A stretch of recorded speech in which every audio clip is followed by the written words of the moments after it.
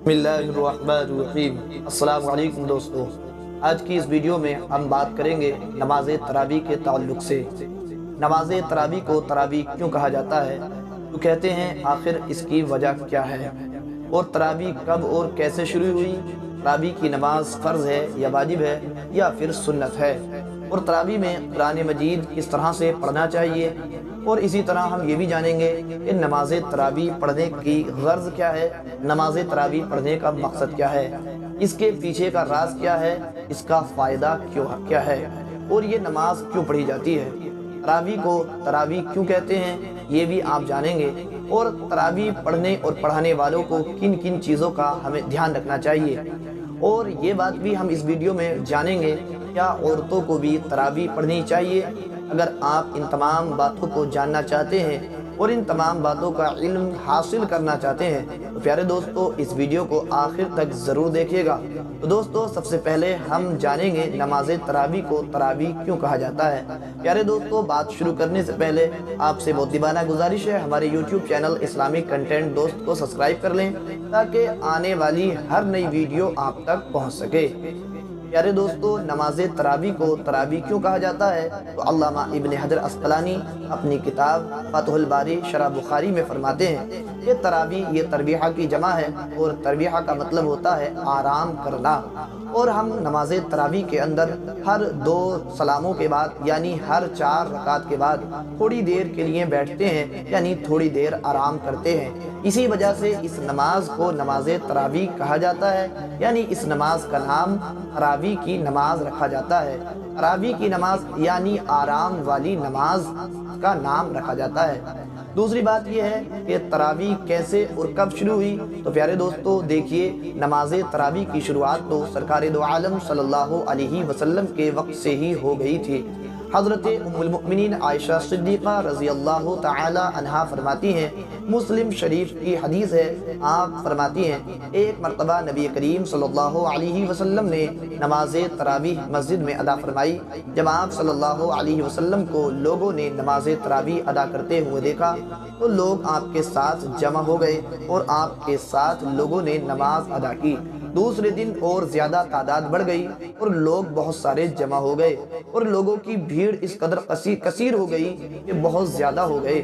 تیسرے یا چوتھے دن جب لوگ جمع ہوئے نماز تراویح کے لیے تو پیارے مصطفیٰ علیہ السلام مسجد میں تشریف نہیں لائے، اور آپ صلی اللہ علیہ وسلم نے صبح کو لوگوں سے کہا کہ میں نے دیکھا تھا کہ تم کس ذوق و شوق کے ساتھ نماز کے لیے حاضر ہوئے، نماز تراویح کے لیے، تو میں اس ڈر سے نہیں آیا کہ کہیں ایسا نہ ہو کہ تمہارے اوپر رمضان کے اندر یہ نماز بھی فرض ہو جائے۔ تو آپ صلی اللہ علیہ وسلم اگر روز پڑھاتے رہتے اور لوگوں کا شوق بھی اسی طرح بڑھتا رہتا، زیادہ ہوتا رہتا، تو ممکن تھا کہ اس نماز کو اللہ تبارک و تعالی لوگوں پر فرض کر دیتا۔ اس لیے پیارے مصطفیٰ علیہ السلام نے تیسرے یا چوتھے دن مسجد میں تشریف نہ لا کر اور یہ نماز نہیں پڑھا کر اپنی امت کے لیے کچھ تخفیف کر دی۔ پیارے دوستو تو اس سے یہ بات تو بالکل ثابت ہو گئی کہ تراویح کی نماز فرض ہے اور نہ ہی واجب ہے، بلکہ یہ نماز صرف سنت ہے۔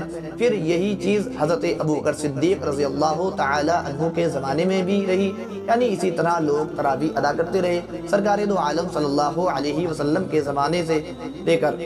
اور پیارے دوستو حضرت ابوبکر صدیق رضی اللہ تعالیٰ عنہ کے زمانے میں اسی طرح ہوتی رہی اور لوگ تراویح ادا کرتے رہے، اور سرکار مصطفیٰ علیہ السلام کے زمانے میں نماز تراویح کو ادا کیا جاتا رہا تھا، لیکن جماعت کے ساتھ ادا نہیں کیا جاتا تھا، الگ الگ لوگ ادا کرتے تھے۔ کچھ لوگ اکٹھا ہو کر بھی ادا کر لیتے تھے اور کچھ لوگ الگ الگ بھی ادا کر لیتے تھے۔ اور حضرت امیر المؤمنین عمر فاروق اعظم رضی اللہ تعالیٰ عنہ کی شروعاتی دور ہی میں ایسا ہی رہا، یعنی لوگ الگ الگ ہی تراویح پڑھتے تھے۔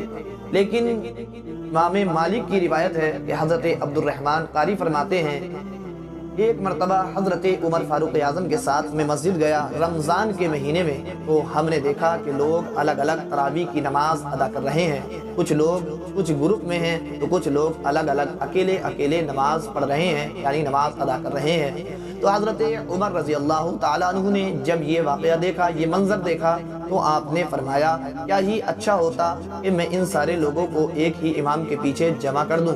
تو پھر حضرت عمر رضی اللہ تعالی عنہ نے حضرت ابی بن کعب کی امامت میں سارے لوگوں کو جمع کر دیا اور سب کو یہ حکم دیا کہ سارے لوگ آج سے ابی بن کعب کے پیچھے نماز پڑھیں گے۔ جب دوسرے دن حضرت عمر تشریف لے گئے تو آپ نے فرمایا یہ کتنا اچھا کام ہے، اتنا اچھا کام شروع ہو گیا۔ اس طور پر حضرت عمر رضی اللہ تعالی عنہ کے زمانے سے پھر نماز تراویح جماعت کے ساتھ ادا ہونے لگی اور یہ سلسلہ پھر شروع ہو گیا، اور حضرت عمر کے زمانے سے آج تک اسی طریقے پر جماعت کے ساتھ نماز تراویح ادا کی جاتی ہے۔ کچھ لوگوں کو یہ غلط فہمی ہو گئی ہے کہ قرآن مجید کو صرف ایک مرتبہ پورا کر لینا یہ نماز تراویح کے اندر سنت ہے، اور جب پورا ہو جائے تو اب تراویح پڑھنے کی کوئی ضرورت نہیں ہے۔ حالانکہ یہ بات سمجھنے کی ہے، جیسا کہ صحابہ اکرام کی عادت رہی ہے۔ اس حساب سے نماز تراویح کے اندر دو چیزیں سنت ہیں، ایک تو یہ کہ قرآن مجید کو مکمل کیا جائے اور ایک سنت ہو گئی، دوسری یہ کہ تراویح کو پورے مہینے پڑھا جائے۔ تو پورا مہینہ تراویح کی نماز پڑھنا یہ سنت موقدہ ہے۔ اگر آپ نے قرآن مجید مکمل کر لیا ہے تو اب اس کا ہرگز یہ مطلب نہیں رہا کہ آپ پر اب تراویح پڑھنا ضروری نہیں رہا، بلکہ یہ جو سنت موقدہ ہے یہ پورا مہینہ تراویح پڑھنا ہے، یہ اب بھی آپ پر باقی ہے۔ آپ کو پورا مہینہ تراویح کی نماز کو پڑھنا چاہیے، اور 10 یا 20 دن میں جو قرآن مجید کو ختم کرنے کے بعد، مکمل کرنے کے بعد، پورا کرنے کے بعد تراویح کو نہیں پڑھتے ہیں، ان کو چاہیے کہ ان کو 10 یا 20 دن میں قرآن مجید مکمل کرنے کے بعد بھی تراویح کو پڑھتے رہنا چاہیے، پورے مہینہ تراویح کی نماز کو جاری رکھنا چاہیے، اس کو پڑھتے رہنا چاہیے۔ نماز تراویح یہ سنت نماز ہے، اور سنت اور نفل نماز جو ہوتی ہے اس کے بارے میں آپ کو یہ بات ضرور سمجھ لینی چاہیے کہ سنت اور نفل نمازیں اس لیے پڑھی جاتی ہیں کیونکہ یہ فرض نمازوں کی بھرپائی کرتی ہیں۔ فرض نمازوں کی بھرپائی کرنے کا مطلب یہ ہے کہ ہم فرض نمازیں جو پڑھتے ہیں اس میں جانے انجانے میں جو غلطیاں ہو جاتی ہیں، جو بھول ہو جاتی ہے، جو کوتاہیاں کمی واقع ہو جاتی ہیں، تو اگر ہم نفل نماز ادا کر لیں تو ان نوافل کے صدقے میں اللہ تبارک و تعالی فرض کے اندر جو کوتاہیاں انجانے میں ہو جاتی ہیں انہیں معاف فرما دیتا ہے، درگزر فرما دیتا ہے، تو فرض نمازیں ہماری مکمل ہو جاتی ہیں۔ اس لیے ہم نمازیں پڑھتے ہیں تو اللہ رب العزت نے صبح سے شام تک جو ہم پر فرض نمازوں کا حکم دیا ہے وہ 20 رکعت ہوتی ہیں، اور تراویح بھی 20 رکعت ہوتی ہے۔ تو ہم 20 رکعت تراویح اس لیے پڑھتے ہیں تاکہ جو دن بھر میں ہم نے فرض نماز پڑھی ہے، جو واجب نمازیں پڑھی ہیں، اس میں جو بھی غلطیاں خامیاں رہ گئی ہوں اللہ تبارک و تعالی ان نمازوں کے صدقے میں ان کوتاہیوں کو دور فرما دے، ان کو معاف فرما دے، تو ہماری فرض نمازیں محفوظ اور مکمل ہو جایا کرتی ہیں۔ اب رہی بات یہ کہ تراویح کی نماز صرف مردوں پر ہے یا عورتوں پر بھی ہے، تو فقہاء کرام فرماتے ہیں کہ تراویح کی نماز ہر عاقل بالغ مرد اور عورت کے لیے سنت موقدہ، یعنی تراویح کی نماز چاہے مرد ہو یا چاہے عورت ہو سب کے لیے پڑھنا ضروری ہے، لیکن عورتیں اپنے گھروں میں پڑھیں، اس کا چھوڑنا جائز نہیں۔ تراویح پڑھنے اور پڑھانے والے کو کن باتوں کا خیال رکھنا چاہیے اس کے بارے میں بہت ساری باتیں ہیں، لیکن کچھ باتوں کا ضرور خیال رکھیں۔ ان میں سے چند باتیں یہ ہیں۔ سب سے پہلی چیز یہ ہے کہ تراویح میں قرآن پاک پڑھا جاتا ہے، اور جب قرآن مجید پڑھا جائے تو اسے کان لگا کر غور سے سننا اور خاموش رہنا فرض ہے۔ نمبر 2 یعنی دوسری چیز، تراویح میں پورا قرآن مجید پڑھنا اور سننا سنت موقدہ علی الکفایہ ہے، یعنی اگر کچھ لوگوں نے مل کر تراویح میں ختم قرآن کا اہتمام کر لیا تو باقی لوگ گناہ گار ہونے سے بچ جائیں گے۔ تیسری چیز، سلام پھیرنے کے بعد کچھ لوگ صف میں بیٹھے رہتے ہیں یا کھڑے کھڑے ادھر ادھر دیکھتے رہتے ہیں یا پیچھے جا کر باتیں کرتے رہتے ہیں یا بلا وجہ پانی پینے وغیرہ میں مشغول ہو جاتے ہیں، اور جیسے ہی امام رکوع میں جاتا ہے تو فوراً نیت باندھ لیتے ہیں۔ انہیں ایسا نہیں کرنا چاہیے، ایسا کرنا بالکل ناجائز ہے۔ نمبر 4، اسی طرح کچھ لوگ صحت مند اور تندرست ہونے کے باوجود کرسیوں میں بیٹھ کر، کچھ لوگ بعض رکعتیں اور کچھ کھڑے اور بعض زمین پر بیٹھے بیٹھے ادا کرتے ہیں۔ ایسا بھی ہرگز نہیں کرنا چاہیے۔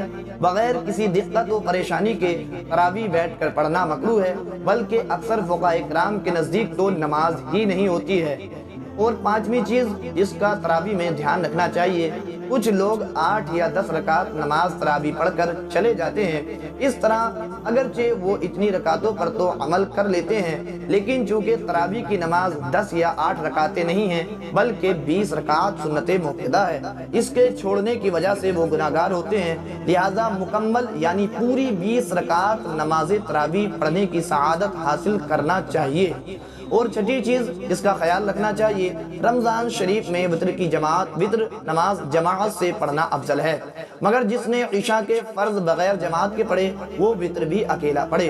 लेकिन अगर किसी ने नमाज इशा जमात से ना पढ़ी और वित्र जमात के साथ पढ़ लिए तो भी इसकी वित्र की नमाज हो जाएगी। और सातवीं चीज कि जिसका बिल्कुल ख्याल रखना चाहिए, तरावी पढ़ाने वाले का हिफ्ज़ कुरान पक्का होना चाहिए।